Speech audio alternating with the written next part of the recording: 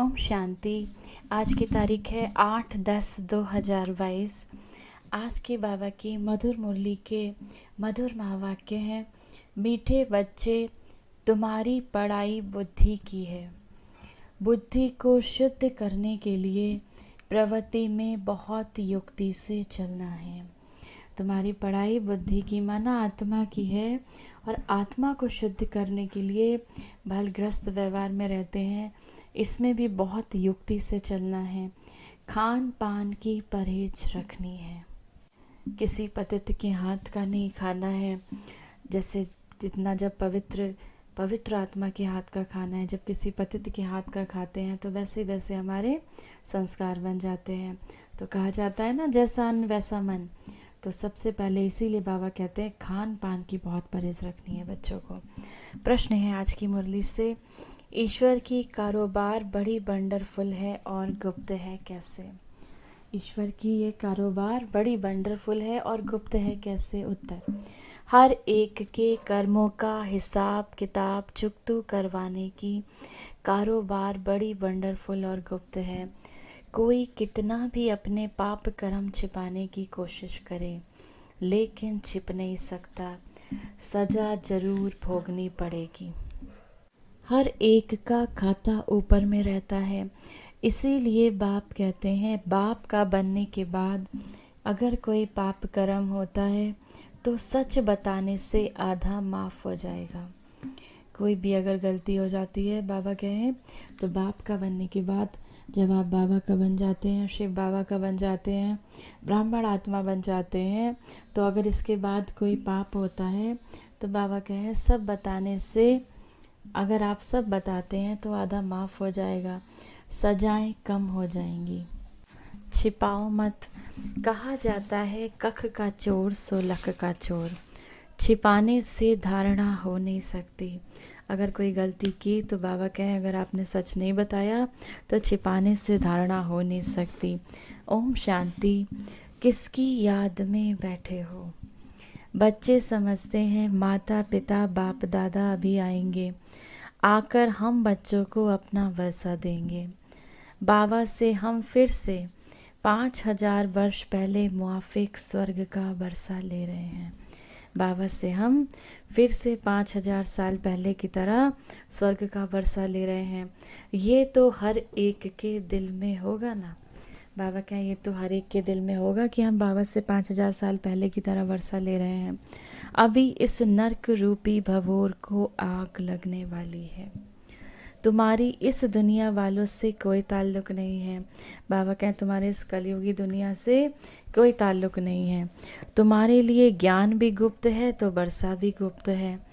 ज्ञान भी गुप्त है तो वर्षा भी, कि सतयुग में वर्षा मिलना है, ये भी गुप्त है। लौकिक बाप का वर्षा तो प्रत्यक्ष होता है। जो हमारे शरीर के पिता होते हैं वो हमसे हमें जो भी मिलता है तो वो प्रत्यक्ष होता है। बाप की जायदाद है, आँखों से देखते हैं। बाप को भी देखते हैं, अपने लौकिक पिता को, अपने शरीर के पिता को देखते हैं, और उनसे जो भी प्राप्त होता है, उनकी जो प्रॉपर्टी मिलती है वो वर्षा भी दिखते हैं। अब हमारी आत्मा भी गुप्त है। इन आँखों से ना आत्मा को ना परमात्मा को देख सकते हैं। लौकिक संबंध में अपने को शरीर समझ इनको भी इन आँखों से देखते हैं, और शरीर देने वाले बाप को भी देखते हैं। बाबा कहें लौकिक संबंध से देखें तो ब्रह्मा बाबा को शरीर के रूप में भी इन आँखों से देखते हैं, और शरीर देने वाले बाप को भी माना शिव बाबा को भी देखते हैं। टीचर गुरु को भी देखते हैं ब्रह्मा बाबा के स्वरूप में। यहाँ तो ये बाप टीचर गुरु सब हैं गुप्त। बच्चे जानते हैं हम आत्माओं को अब ज्ञान का तीसरा नेत्र मिला है, आगे तीसरा नेत्र था नहीं। हम बच्चों को अब ज्ञान का तीसरा नेत्र मिला है। आत्मा सोई पड़ी थी, पहले आत्मा सोई पड़ी थी, अब शिव बाबा आते हैं तो हमारी आत्मा को जगाते हैं। तो आत्मा भी गुप्त है। जैसे आत्मा आकर शरीर में प्रवेश करती है, वैसे शिव बाबा भी इस शरीर में आकर के हमको फिर स्वर्ग का मालिक बना रहे हैं। बुद्धि भी कहती है हमने अनेक बार बाप से वर्षा लिया है, आधा कल्प के लिए। हमारी बुद्धि भी कहती है, हमने अनेक बार शिव बाबा से वर्षा लिया है आधा कल्प के लिए। सतयुग त्रेता माना आधा कल्प के लिए, फिर आधा कल्प गवा देते हैं, फिर वर्षा लेके आधा कल्प गवा देते हैं। अब फिर से हम श्रीमत पर अपनी राजधानी स्थापन कर रहे हैं। श्रीमत देने वाला भी गुप्त है, श्रीमत देने वाला शिव बाबा भी गुप्त है। तुम्हारी आत्मा जानती है कि हम परम पिता परमात्मा से गुप्त रूप से सुन रहे हैं। ये तुम्हारी आत्मा जानती है, परम पिता परमात्मा शिव बाबा से हम गुप्त रूप से ये ज्ञान सुन रहे हैं। आत्म अभिमानी जरूर बनना है, स्वयं को आत्मा जरूर समझना है। पहले पहले आत्मा है, पीछे पीछे ये शरीर है। आत्मा अविनाशी, बाप भी अविनाशी है। आत्मा तो अविनाशी है, आत्मा ना तो आत्मा अविनाशी, बाप भी अविनाशी। बाप जो शरीर लेता है वह विनाशी है। शिव बाबा ब्रह्मा बाबा का तन जिसमें प्रवेश करते हैं वह तन तो विनाशी है। इस शरीर में आकर बच्चे बच्चे कहते हैं और स्मृति दिलाते हैं कि मैं आया हूँ तुमको दैवी सतयोगी स्वराज्य के लिए पुरुषार्थ कराने। पुरुषार्थ भी पूरा करना है। सतयुग में सिर्फ तुम्हारा ही राज्य होगा। सतयुग में सिर्फ तुम ही बच्चों का, तुम ब्राह्मण बच्चों का राज्य होगा। तुम राज्य करते थे, फिर पुनर्जन्म तो लेना होता है। जो श्री कृष्ण की वंशावली अथवा दैवी कुल के थे वही फिर रहेंगे। जो श्री कृष्ण की वंशावली अथवा दैवी कुल के थे वही फिर से सतयुग में रहेंगे, वही सतयुग में आएंगे। दूसरा फिर कोई नहीं होगा। चंद्रवंशी कुल भी नहीं होगा। चंद्रवंशी सूर्यवंशी कुल होगा सतयुग में, और चंद्रवंशी कुल कहाँ होगा? त्रेता में। तो बाबा कहें चंद्रवंशी कुल भी सतयुग में नहीं होगा। ये तो बहुत सहज बातें हैं समझने की।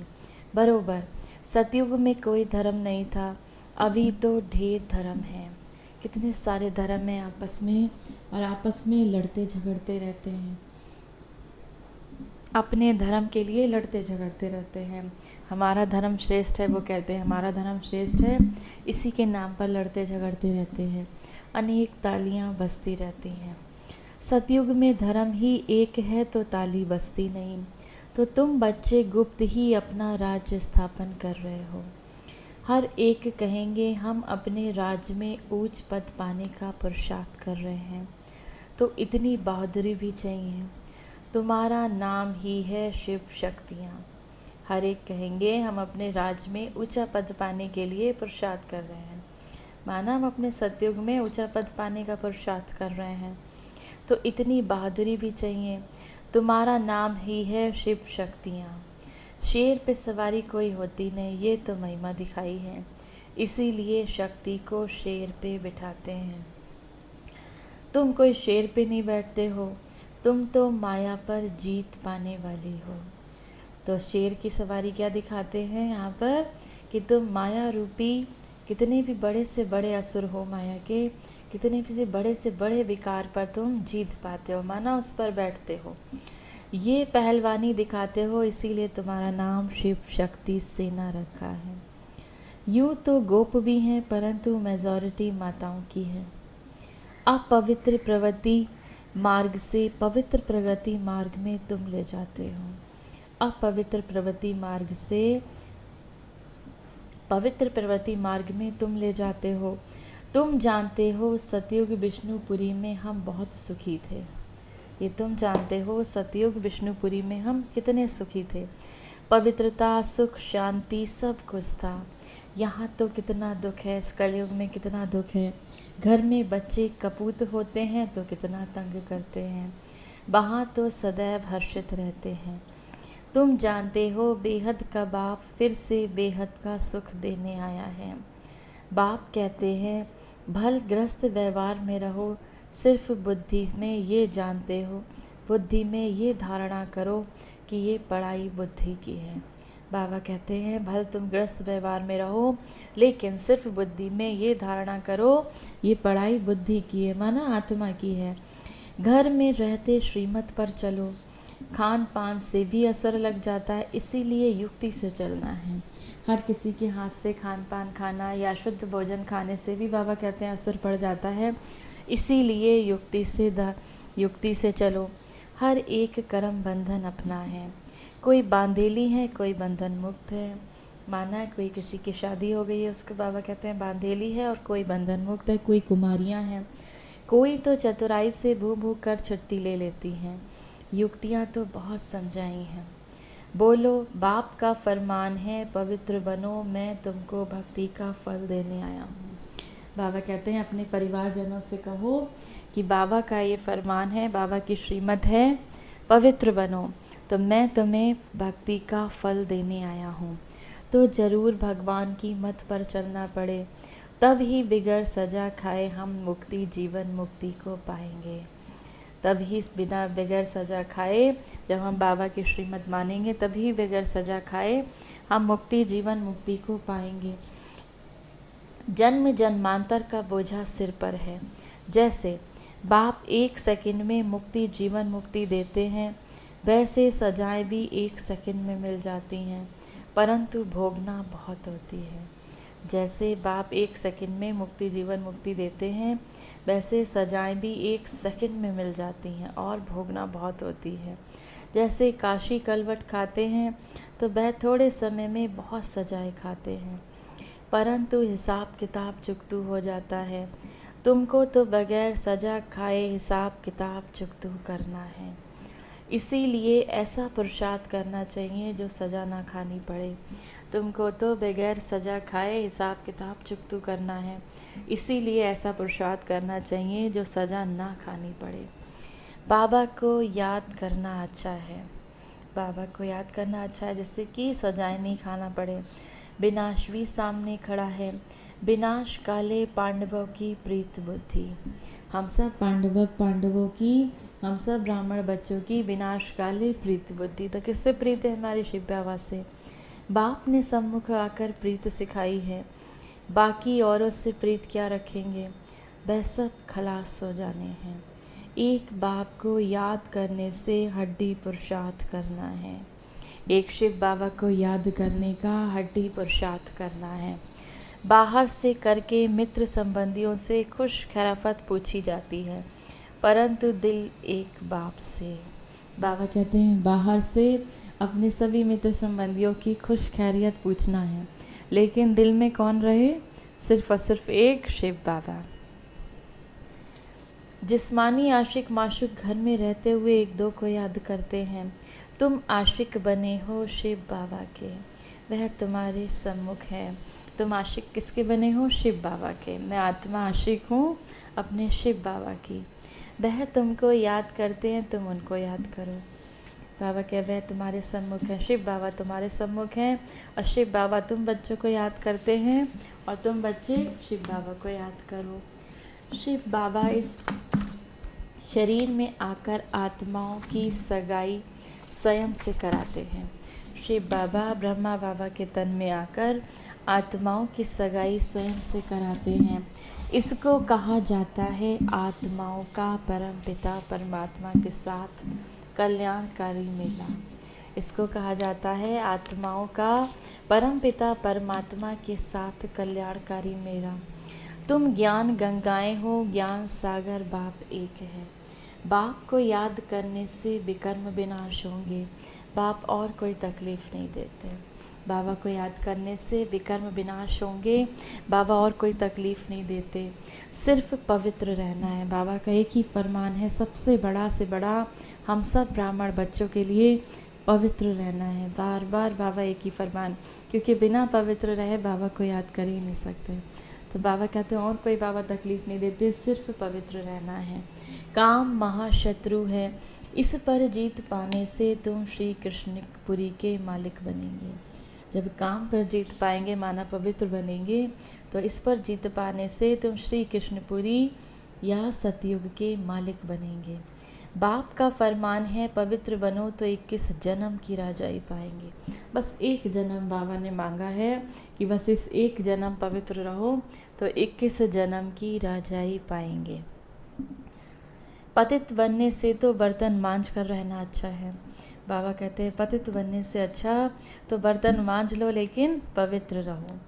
परंतु देह अभिमान ना टूटने के कारण वर्षे को भी गवा देते हैं। देखो बाप कितना बड़ा है, पतित दुनिया पतित शरीर में आया है।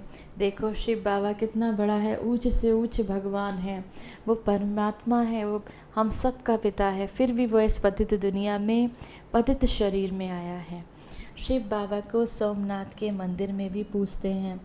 वही बाबा इस समय देखो कितना साधारण बैठे हैं। जिस शिव बाबा को सोमनाथ के मंदिर में पूजते हैं तो वही बाबा इस समय देखो कितना साधारण बैठे हैं। अब परमात्मा खुद शिक्षा दे रहे हैं, इस पर नहीं चलेंगे तो पद को लकीर लगा लेंगे। बाप कहते हैं बच्चे पवित्र बनो। अभी सब भ्रष्टाचारी हैं, श्रेष्ठाचारी उनको कहा जाता है जो पवित्र रहते हैं। श्रेष्ठाचारी उनको कहा जाता है जो पवित्र रहते हैं।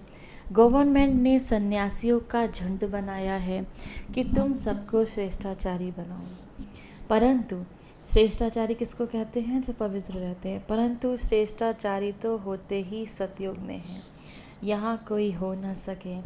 पवित्र ही श्रेष्ठ कहे जाते हैं। सन्यासी पवित्र हैं परंतु फिर भी अपवित्र से जन्म लेते हैं। सन्यासी पवित्र हैं परंतु फिर भी जन्म तो अपवित्र से लेते हैं, क्योंकि है ही माया का राज्य। कोई योग बल से जन्म तो लेते नहीं हैं।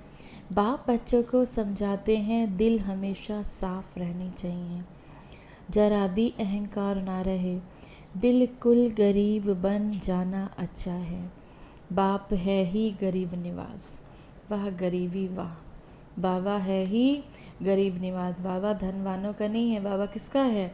तो कभी धन कम भी हो तो उस पर दुखी नहीं होना है, लेकिन बाबा तो गरीब निवास है। बाबा तो गरीब बच्चों को प्यार करता है, धनवान बच्चों को तो समझ ही नहीं आता बाबा का ज्ञान। तो हम भल गरीब हैं लेकिन बाबा का हमको प्यार मिला है, तो इससे बड़ी अमीरी, इससे बड़ी धनवानी क्या होगी। तो बाबा कहें गरीबों को साहूकार बनाना है। बाप कहते हैं भारत को गरीब से साहूकार बनाता हूँ। भारतवासी ही बनेंगे और बनेंगे वह जो श्रीमत पर चलेंगे। भारतवासी ही गरीब से साहूकार बनेंगे, लेकिन कौन बनेगा? जो बाबा की श्रीमत पर चलेंगे, वही स्वर्ग के मालिक बन सकेंगे। बाप सहज राजयोग सिखलाते ही हैं, श्री कृष्णपुरी अथवा स्वर्ग का मालिक बनाने के लिए। बाबा राजयोग सिखलाते हैं श्री कृष्णपुरी अथवा स्वर्ग का मालिक बनने के लिए। बाप का फरमान है पवित्र बनो, कोई मनुष्य को हम गुरु नहीं मानते।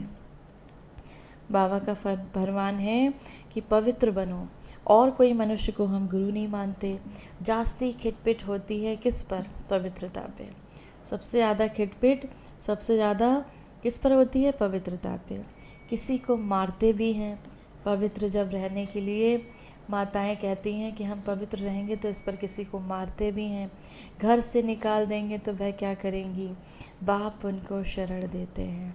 बहुत सी ऐसी माताएं हैं जिनको घर से निकाल देते हैं, तो बाबा कहे फिर वो क्या करेंगी? बेचारी ना पढ़ी हैं ना लिखी हैं, तो वो क्या करेंगी? तो बाबा उनको शरण देते हैं। परंतु ऐसे भी नहीं बाबा पास आकर फिर संबंधी याद पड़े और नुकसान करते रहें, फिर दोनों जहान से निकल जाते हैं।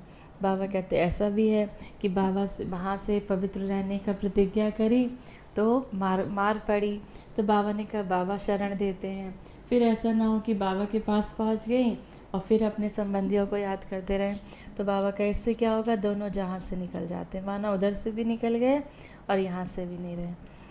ज्ञान की धारणा नहीं करते तो सुधरते नहीं।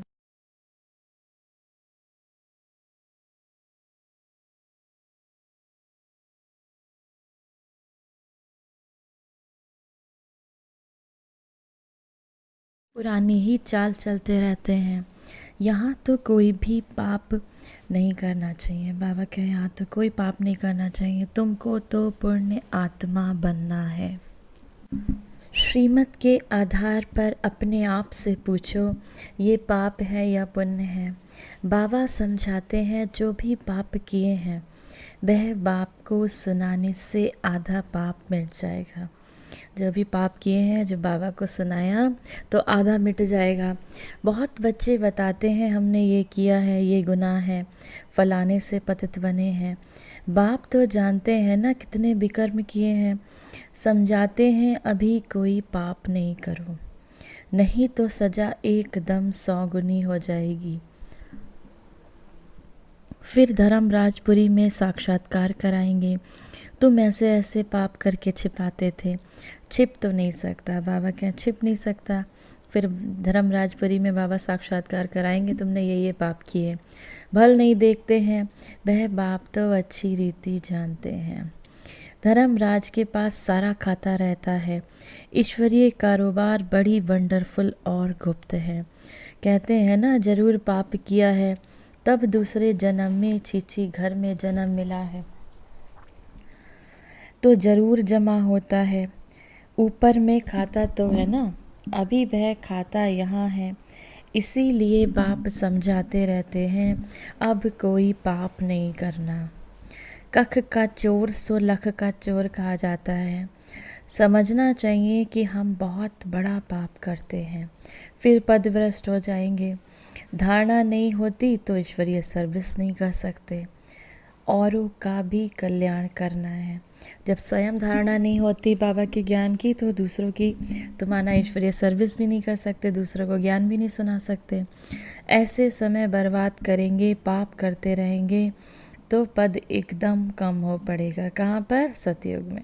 एक तो यहाँ पर बाबा के दिल पे राज नहीं कर पाएंगे, और दूसरा सतयुग में पद कम हो पड़ेगा। फिर कल्प कल्पांतर के लिए वह पद हो जाएगा। इसीलिए जितना हो सके पुरुषार्थ करना है। पूछते हैं बाबा के पास क्यों आते हो? कहते हैं सूर्यवंशी राजधानी का बरसा लेने। अब सूर्यवंशी राजधानी का बरसा लेना है, सतयुग में आना है, तो बाबा कहें तो श्रीमत पर जरूर चलना पड़े। देखना है कि मेरे से कोई बुरा काम या पाप तो नहीं होता है, नहीं तो 100 गुना दंड पड़ जाएगा। फिर दास दासी जाकर बनेंगे। यहाँ इसीलिए थोड़े आए हो। मम्मा बाबा कहते हो तो नर से नारायण बनना चाहिए ना। बगैर धारणा के पद कैसे पाएंगे? मम्मा बाबा कहते भी माँ बाप के तख्त पर ना बैठे तो समझेंगे पूरा पढ़ते नहीं हैं। बाबा कहे, मम्मा बाबा कहते हो ना बहुत प्यार से मम्मा बाबा को, तो माँ बाप को कहते हुए भी अगर बाबा के तख्त पर ना बैठे तो समझेंगे पूरा पढ़ते नहीं है। माना अपने को आत्मा समझ बाबा को याद नहीं किया, तो बाबा कहें तो कैसे समझेंगे बाबा पूरा नहीं पढ़ते हैं। मम्मा बाबा तो नर से नारायण, नारी से लक्ष्मी बनते हैं। तुमको भी बाप वही पढ़ाते हैं, तो बाप से पूरा वर्षा लेना चाहिए। बहुत हैं जो छिप छिप कर पाप करते हैं, बतलाते नहीं। बहुत ऐसे बच्चे हैं जो बाबा कहे छिप छिप कर पाप करते हैं, बतलाते नहीं हैं। कितना भी समझाओ फिर भी छोड़ते नहीं। चोर को आदत पड़ जाती है, तो चोरी बगैर, झूठ बोलने बगैर रह नहीं सकते। सच्चे बाप के साथ सच ही बोलना चाहिए। बाप को बतलाना चाहिए कि हमसे ये पाप हुआ, क्षमा करो, माया ने पाप करा दिया। अच्छा, फिर भी सच बोला है तो पाप आधा माफ़ हो सकता है, नहीं तो पाप बढ़ता ही जाएगा। बाबा कहते हैं अगर सच बोला तो पाप आधा माफ़ हो जाएगा, और अगर छिपा लिया तो बाबा कहते पाप बढ़ता जाएगा। कोई कहते हैं धंधे में पाप होता है, व्यापारी लोग पाप करते हैं तो धर्माऊ निकालते हैं। व्यापारी लोग अगर धंधे में कोई पाप करते हैं, झूठ बोलते हैं या कुछ भी करते हैं, तो माना कोई धर्म कर्म का काम करते हैं जिससे कि हमारा ये पाप माफ़ हो जाए, जिससे कि पाप कम हो जाए। पाप करके फिर पुण्य में पैसा लगा दिया, वह भी अच्छा ही है। डूबी नाव से लोहा निकले, वह भी अच्छा। ये बाप तो स्वर्ग की स्थापना करते हैं, तो सब पुण्य में ही चला जाएगा। दान पुण्य करने वालों को मिलता तो है ना। बाप हर एक को समझाते हैं, बाप हर एक बात में मत देते हैं, तो बच्चों को कभी ऐसा काम नहीं करना चाहिए। बाबा हर एक बात में बच्चों को मत देते हैं, तो बाबा कहें बच्चों को कभी ऐसा काम नहीं करना चाहिए। परंतु माया छोड़ती नहीं। अच्छी अच्छी चीज़ देखेंगे तो झट खा लेंगे, उठा लेंगे। ऐसे ऐसे पाप कर्म करने से अपना ही पद भ्रष्ट कर लेते हैं। कई बच्चे बाबा बाबा कहकर फिर हाथ छोड़ देते हैं। हाथ छोड़ा तो फिर क्या हाल होगा? माया एकदम ही कच्चा खा लेगी। हाथ छोड़ा तो फिर क्या हाल होगा? माया एकदम ही कच्चा खा लेगी। फिर वह कौड़ी का भी नहीं रहता। बाबा का हाथ छोड़ा तो क्या हाल होगा? नंबरवार तो है ना। सुख धाम में कोई तो राजाई करते हैं। सतयुग में बाबा कहें कोई तो राजाई करते हैं, कोई साधारण भी होंगे, कोई तो राजा रानी बनते हैं, तो कोई दास दासियाँ भी होंगे। अभी तुम बच्चों को बेहद के बाप से बेहद सुख का बरसा मिल रहा है। इसीलिए बाप की श्रीमत पर चलकर पूरा बरसा लो। मौत तो सामने खड़ा है। अब इस समय कलयुग में बाबा कहें मौत तो सामने खड़ा है, अकाल मृत्यु भी होती है। एरोप्लेन गिरा तो माना सब मर गए। किसको पता था कि ये होगा? मौत सिर पर खड़ा है। इसीलिए कोशिश करके बाप से पूरा बरसा लेना चाहिए। श्रीमत पर शरीर निर्वाह अर्थ कर्म भल करो, साथ साथ ये पढ़ाई भी पढ़ो। बाप युक्तियाँ तो सब बतलाते हैं, पुरुषार्थ कर पवित्र भी रहना है। बाबा बहुत युक्तियाँ बताते हैं, बहुत तरीके बताते हैं कि श्रीमत पर शरीर निर्वाह के लिए, शरीर जीवन जीने के लिए, तो निर्वाह के लिए कर्म तो करना ही है कुछ ना कुछ। तो बाबा कहें लेकिन साथ साथ में ये पढ़ाई भी पढ़ो। बाबा बहुत सी युक्तियाँ बताते हैं। पुरुषार्थ तुमको किस चीज़ का करना है? पुरुषार्थ कर पवित्र तो रहना है। झाड़ू लगाना, बर्तन मांजना अच्छा है किससे? बजाय अपवित्र बनने से। बाबा उन माताओं से कहते हैं जो माताएं पवित्र रहना चाहती हैं लेकिन गृहस्थ व्यवहार में, और इसी पे बाबा कहते हैं पर इस पे उन झगड़ा भी होता है बहुत। तो पति साथ नहीं देता, तो बाबा कहें भल तुम झाड़ू लगा लो, बर्तन मांज लो, किससे? बजाय अपवित्र बनने से। परंतु देही अभिमानी बनना पड़े, खुद को आत्मा समझो। पवित्रता का मान तो है ना। पवित्र नहीं बनेंगे तो पद भी नहीं पाएंगे। अगर पवित्र नहीं बने, बाबा के ज्ञान में भी चल रहे हैं, पवित्र भी नहीं बन रहे हैं, तो बाबा कहे मुरली भी पढ़ रहे हो और पवित्र भी नहीं बने तो फिर पद नहीं मिलेगा कुछ भी। ये सब बच्चों को समझानी दी जाती है। बच्चे तो वृद्धि को पाते रहेंगे। प्रजा तो बहुत बननी है। बच्चे आने वाले समय में बाबा कहते हैं बहुत आते रहेंगे। प्रजा भी बहुत बननी है। एक राजा को प्रजा तो हजारों की अंदाज में चाहिए ना। जब एक राजा होगा तो उसकी प्रजा कितनी होती है? राजा बनने में मेहनत है, प्रजा बनने में मेहनत नहीं है। मेहनत किस में है? राजा बनने में है। अच्छा, मीठे मीठे सिकिलते बच्चों प्रति माता पिता बाप दादा का याद प्यार, गुड मॉर्निंग और नमस्ते। रूहानी बाप की रूहानी बच्चों को नमस्ते। हम सब रूहानी बच्चों के रूहानी माता पिता बाप दादा को याद प्यार, गुड मॉर्निंग और नमस्ते। धारणा के लिए मुख्य सार है पहला, इस विनाश काल में दिल की सच्ची प्रीत एक बाप से रखनी है, एक की ही याद में रहना है, सच्चे बाप से सदा सच्चे रहना है, कुछ भी छिपाना नहीं है। सच्चे बाबा से सच्चा रहना है, कुछ भी छुपाना नहीं है। देही अभिमानी रहने की मेहनत करनी है, खुद को आत्मा समझने की मेहनत करनी है। अपवित्र कभी नहीं बनना है। वरदान है आज की मुरली से, दुख की लहरों से न्यारे रहे, प्रभु प्यार का अनुभव करने वाले, खुशी के खजाने से संपन्न भव।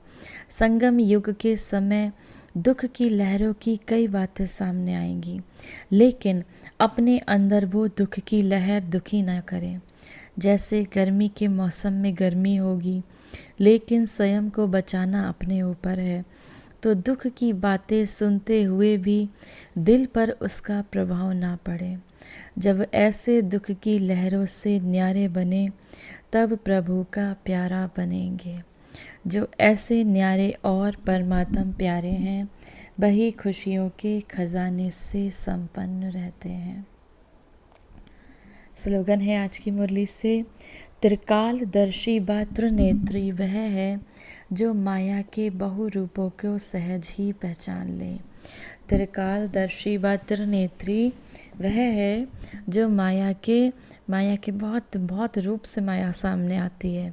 ऐसा ही नहीं कि काम क्रोध मोह लोभ अहंकार इसी के सामने आती है, ईर्ष्या के रूप में आती है, कभी घृणा के रूप में आती है। बहुत सारे इसके छोटे छोटे बच्चे हैं माया के, तो माया के कई रूप सामने आते हैं।